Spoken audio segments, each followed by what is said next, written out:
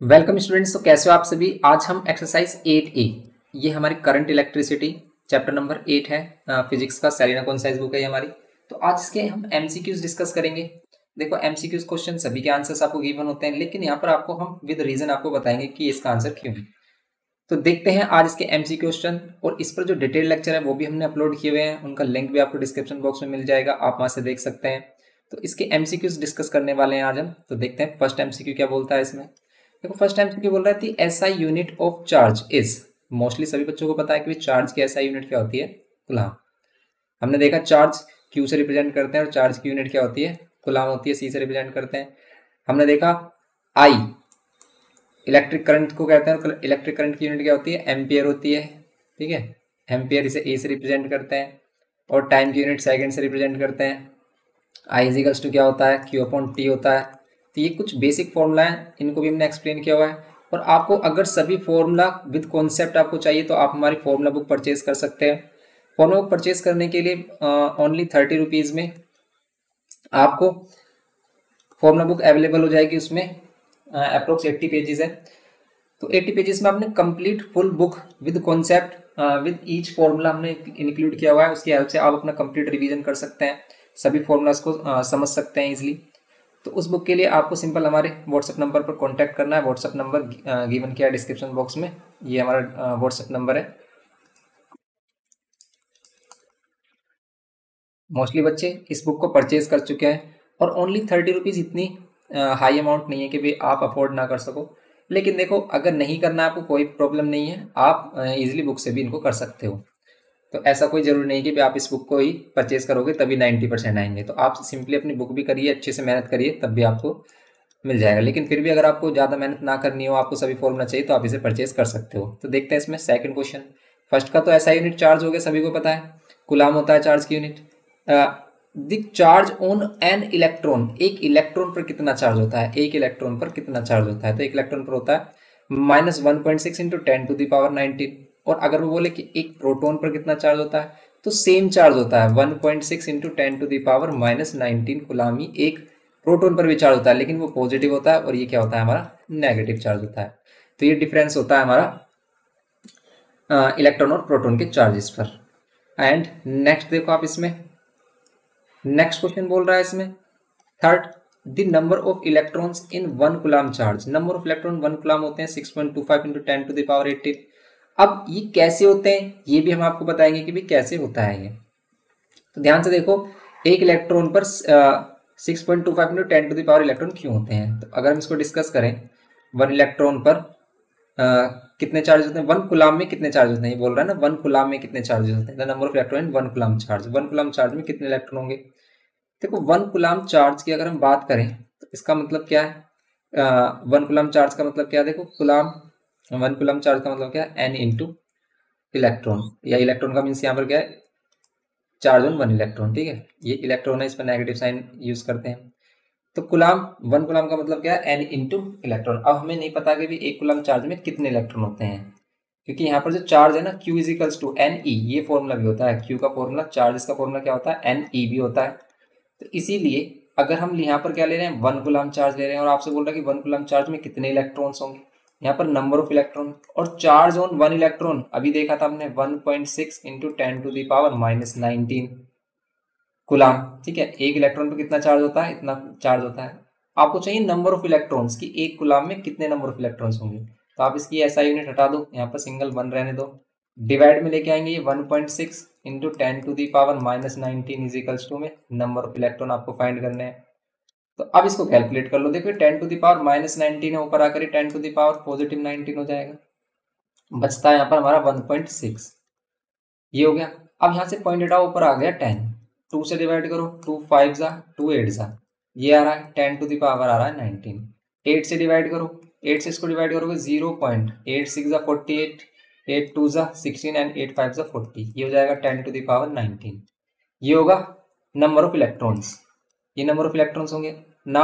अब देखो अगर ये पॉइंट आपको इधर लेके आना है तो आप वैल्यू क्या करोगे, इंक्रीज करोगे, समझ रहे हो आप। या फिर आप ये समझ सकते हो कि पॉइंट हटाओ, यहाँ से पॉइंट हटाओ, नीचे कितना आएगा 1000। ऐसा क्यों करते हैं हम, पॉइंट एक डिजिट के बाद क्यों रखते हैं, क्योंकि स्टैंडर्ड नोटेशन है। अब देखो अगर आपके पास ये क्या है 6 to 5 है और आपको यहाँ पर पॉइंट चाहिए तो आप कितने से डिवाइड करोगे इसको 100 से, तो इससे 100 से डिवाइड करो, ये 10 हटा दो अलग से। ये एक तो मेथड इसका ये है सिंपली। या फिर आप यहाँ पर देख सकते थे कि अगर आपको ये पॉइंट इधर किसका आना है, आपको बड़ी करनी है वैल्यू, तो आप क्या कर लेते हैं 10 से मल्टीप्लाई डिवाइड कर लेते हैं। सिंपली 10 से मल्टीप्लाई डिवाइड कर लेते हैं, 10 से मल्टीप्लाई करते हैं इसको, मल्टीप्लाई डिवाइड इसको 10 से मल्टीप्लाई करते हैं तो ये 6.25 हो जाता है। ये 10 टू द पावर 1 ऊपर आकर माइनस हो जाता है, 10 टू द पावर 18 हो जाता है। समझ रहे हो आप? देखो या फिर आप ऐसे समझ सकते हो कि 100 से डिवाइड करेंगे 6.25 और 10 ऊपर लेके आकर क्या हो जाएगा 10 टू द पावर 1 है और ये डिवाइड में तो ये हो जाएंगी पावर माइनस 19 माइनस 1 18 हो जाएगा। इसलिए इसका क्या होता है number of electron 6.25 into 10 to the power 18। Okay, I hope कि आप अच्छे से समझ पाए हो इसको। नहीं आया, अगर नहीं प्रॉब्लम आ रही मतलब प्रॉब्लम आ रही है आपको नहीं समझ में आ रहा है तो आप कमेंट कर सकते हैं, कमेंट करके बताइए आप, तो फिर हम इसको डिस्कस करेंगे। फिर सिंपल हमारा कितना हो गया 6.25 into 10 to the power 18 electrons. Simple, तो ये इसका फुल डिटेल यहाँ पर क्या हो गया डिस्कशन हो गया। तो ये 6.25 इंटू 10 टू द पावर 18 ये होता है, इसलिए इसका आंसर। Okay, clear. नेक्स्ट देखते हैं इसमें क्वेश्चन नंबर 4 बोल रहा है current in an circuit is measured by.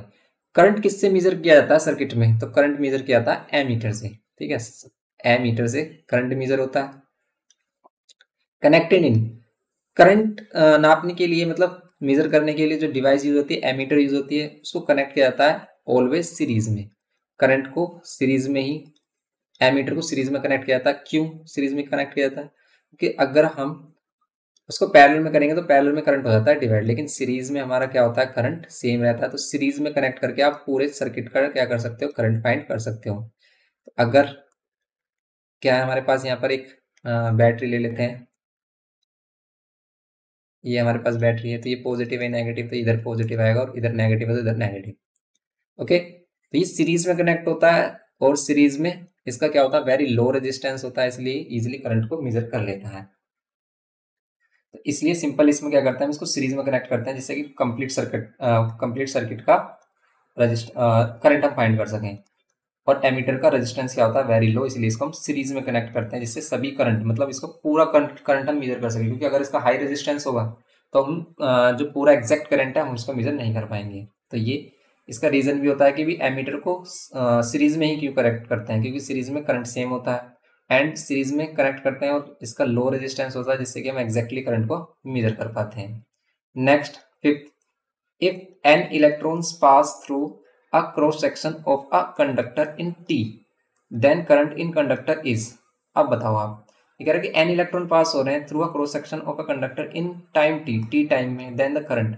तो करंट का फॉर्मूला क्या होता है q अपॉन t, या फिर q equals to n e भी तो ले सकते हैं, नंबर ऑफ इलेक्ट्रॉन है अगर हमारे पास तो एन ई, तो ये वाला फॉर्मूला हो गया हमारा फर्स्ट। तो करंट के 2 फॉर्मूला होते हैं हमारे पास, एक तो क्या होता है I equals to q upon t, और q को ही अगर हम रिप्लेस कर दें एन ई से तो I equals to n e upon में टी, ये फॉर्मूला भी हम यूज करते हैं। Okay, got it. सिंपली ये हो गया हमारा इसका फर्स्ट आंसर। ओके, नेक्स्ट 6 देखो, 6 में कह रहा है कि if W joule of a work is done in bringing a test charge q coulomb from infinity to the point p, then electric potential का फॉर्मूला क्या होता है v is equals to W upon q। तो देखो इसमें से कौन सा मैच कर रहा है, v is equals to W upon q, ये मैच कर रहा है, सी ऑप्शन हो गया सिंपली। तो ये तो डायरेक्ट फॉर्मूला बेस्ड हो गए हमारे, इनको डायरेक्टली आप देख सकते हो। क्वेश्चन नंबर 7 देखते हैं इसमें। देखो क्वेश्चन नंबर 7, इसमें बोल रहा potential at a point is said to be 1 volt when dash of work is done in bringing 1 coulomb charge from infinity to that point। देखो पोटेंशियल की बात कर रहा है, v इक्वल्स टू क्या होता है W अपॉन Q। अब ये कह रहा है कि 1 वोल्ट कब होगा, तो 1 वोल्ट कैसे डिफाइन करते हैं, अगर 1 जूल वर्क, तो यहाँ पर क्या होगा 1 joule work is done to bringing 1 coulomb charge. Okay, यहाँ पर क्या होगा 1 जूल होगा, तो 1 जूल इसका आंसर होगा simply. Next 8th, the potential difference between 2 points in an electric circuit is measured by dash। तो ये कह रहा है कि potential difference between 2 points in an electric circuit, potential difference किससे मेजर करते हैं वोल्ट मीटर से। ठीक है, वोल्ट मीटर से हम क्या करते हैं पोटेंशियल डिफरेंस मेजर करते हैं, वी मेजर करते हैं वोल्टेज, और ये कनेक्ट होता है ऑलवेज पैरेलल में। तो इसको हम पैरेलल में कनेक्ट करते हैं। इसको पैरेलल में क्यों कनेक्ट करते हैं, इसका हाई रेजिस्टेंस होता है जिससे कि इसमें से करंट पास ना हो सके। तो कभी भी अगर कोई भी डिवाइस है रेजिस्टेंस लगा हुआ तो वोल्ट मीटर कुछ इस टाइप से पैरेलल में कनेक्ट किया जाता है, क्योंकि पैरेलल में क्या होता है हमारा करंट डिवाइड हो जाता है। और पैरेलल में इसलिए कनेक्ट किया जाता है कि इसका हाई रेजिस्टेंस होता है, हाई रेजिस्टेंस की वजह से इसमें से करंट पास कंप्लीटली नहीं हो पाता है। तो ये सिर्फ ओनली किसको मेजर करता है, इसके वोल्टेज को मेजर करता है। ओके, तो इसको हम क्या करते हैं पैरेलल में कनेक्ट करते हैं, ये है इसमें सिंपल। तो पैरेलल में कनेक्ट क्या होता है हमारा वोल्ट मीटर, और एमीटर किस में कनेक्ट होता है सीरीज में, ये आपको याद रखना है, ठीक है।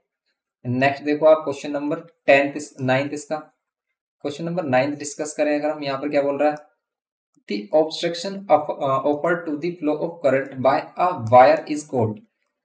ऑब्स्ट्रक्शन का मीन्स क्या होता है रुकावट, ठीक है। Obstruction offered to the flow of current, current को रुकावट कौन करता है, करंट को फ्लो करने में रोकता कौन है।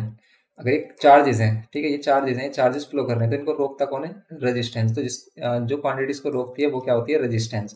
तो रेजिस्टेंस वो फिजिकल क्वांटिटी है जो क्या करती है करंट को फ्लो होने से रोकती है, मीन्स चार्जेस को फ्लो होने से रोकती है। ये हो गया हमारे पास सी इसका। 10th देखो आप, अकॉर्डिंग टू ओम्स लॉ क्या होता है, according to Ohm's law V equals to IR होता है।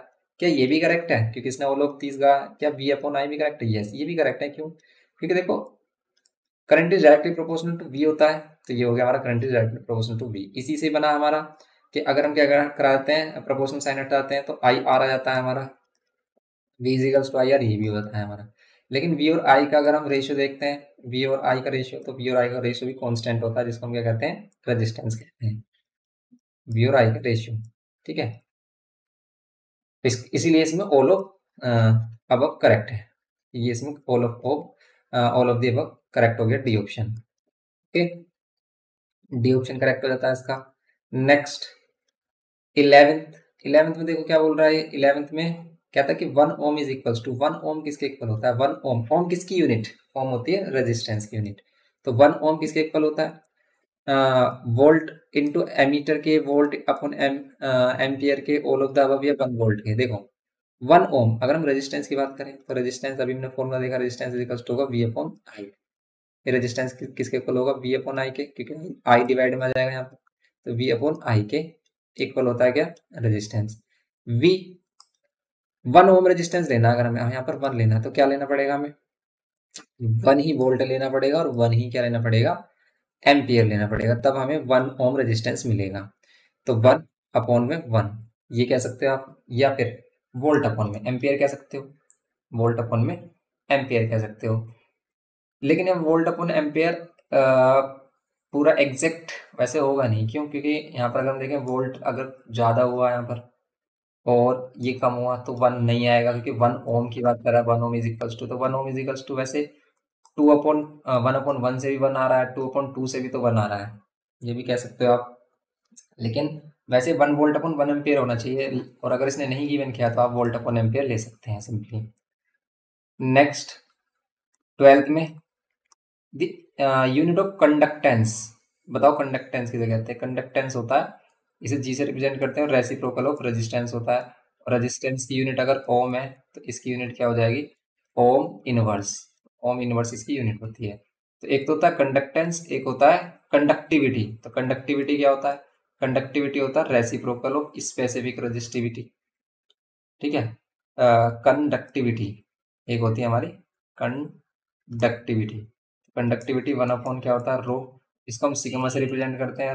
रो की यूनिट क्या होती है, ओम मीटर होती है, इसी से यूनिट बनती है इसकी ओम इनवर्स और मीटर इनवर्स, ठीक है।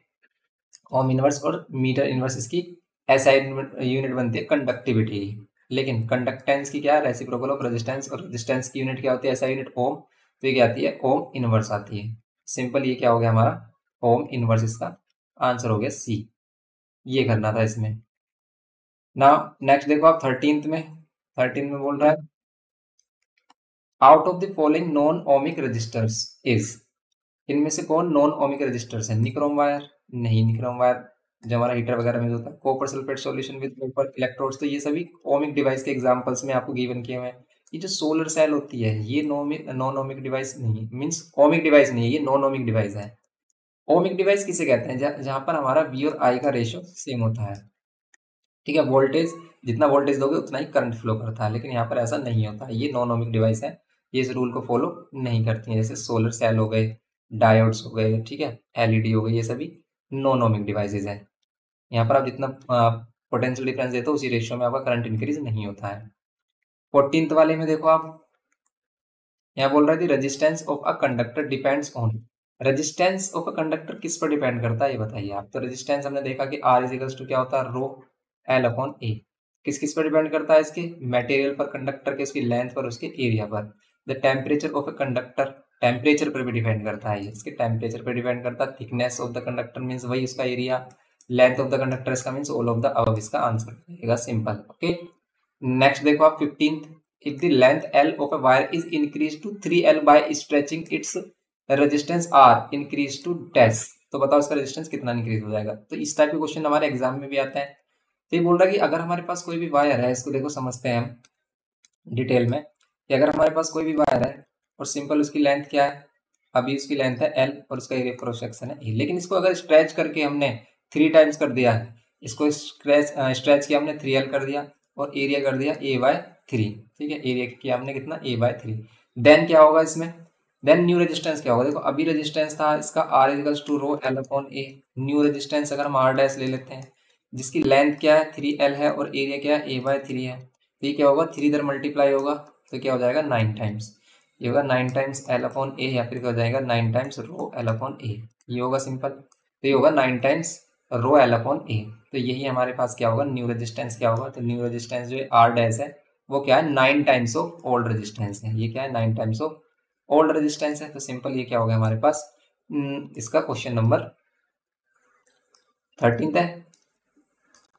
देखो आप इसमें कौन सा डिस्कस कर रहे थे, क्वेश्चन नंबर 15, तो ये क्या होगा 9R, इसलिए 9R इसका आंसर आ रहा है। तो ये आपको इसके रीजन, इसका डिटेल एक्सप्लेनेशन पता होना चाहिए, इसीलिए हम आप इसको डिस्कस कर रहे हैं आपके लिए। 16th में, which of the following is an ohmic register, आपको बताना है इसमें से कौन ओमिक रजिस्टर है, मीन्स जो ओमिक डिवाइस है जिसमें क्या होता है हमारा रेजिस्टेंस और क्या कह सकते हैं बी और आई का रेशियो सेम होता है, कि जितना आप वोल्टेज दे रहे हो उतना ही करंट फ्लो हो रहा है उसी के रेशियो में। तो यहाँ पर देखो एलईडी नहीं है, तो एलईडी, जंक्शन डायोड्स, ठीक है, फिलामेंट ऑफ बल्ब, ये हमारे क्या है, इनको डायरेक्ट आपको लर्न रखना है, ये है नॉन ओमिक डिवाइसेस, ये ओम्स लॉ को फॉलो नहीं करते। लेकिन निक्रोम वायर होता है, निक्रोम वायर जो हमारा हीटर वगैरह में यूज होता है वो हमारा क्या होता है ओमिक डिवाइस। 17th में, for which of the following substances resistance decreases with increase in temperature, इसमें से कौन सा ऐसा सब्सटेंस है जिसका रेजिस्टेंस डिक्रीज होगा विद इंक्रीज इन टेम्परेचर, अगर हम टेम्परेचर इंक्रीज करने लगे तो उसका रेजिस्टेंस डिक्रीज हो जाएगा। तो ये सी वाला ऑप्शन है इसमें कार्बन, तो इसको डायरेक्टली आपको लर्न रखना है। ये कुछ केसेस है जिसमें क्या आ रहा है, हमारा एक्सेप्शन केसेस है कि रेजिस्टेंस क्या हो रहा है हमारा डिक्रीज हो रहा है अगर आप टेम्परेचर इंक्रीज करते हैं। वैसे सभी जो हमारे कंडक्ट, वैसे भी कार्बन ही नॉन मेटल है, वैसे हमारे सभी मेटल में क्या होता है अगर हम टेम्परेचर को इंक्रीज करते हैं तो इसका रेजिस्टेंस भी क्या होता है इंक्रीज ही होता है, लेकिन कार्बन में ऐसा नहीं हो रहा। तो इसको याद रखें क्योंकि ऐसे क्वेश्चन ऐसे एक्सेप्शंस आ जाते हैं। नेक्स्ट 18 देखो आप, इसमें बोल रहा है कि standard resistors are made up of, standard resistors किससे बनते हैं, हमारे स्टैंडर्ड रजिस्टर्स किससे बनते हैं, कॉन्स्टेंटेन वायर, ठीक है, इनका हाई रेजिस्टेंस होता है। ये जो कॉन्स्टेंटेन वायर्स है हमारे, ये क्या है हमारा स्टैंडर्ड रजिस्टर्स है।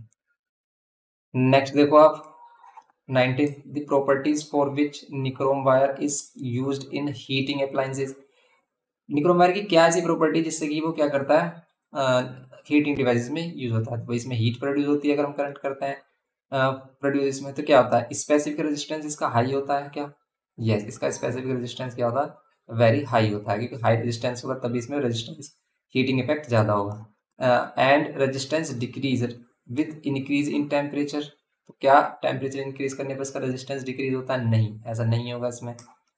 रेजिस्टेंस इंक्रीजेस, क्या रेजिस्टेंस इंक्रीज होगा with increase in temperature, yes, resistance increase होगा विद इंक्रीज इन टेम्परेचर, तो इसलिए बोथ ए एंड सी इसने बोला है, इसमें ये वाला ऑप्शन नहीं है, बोथ ए एंड सी इसका ऑप्शन होगा।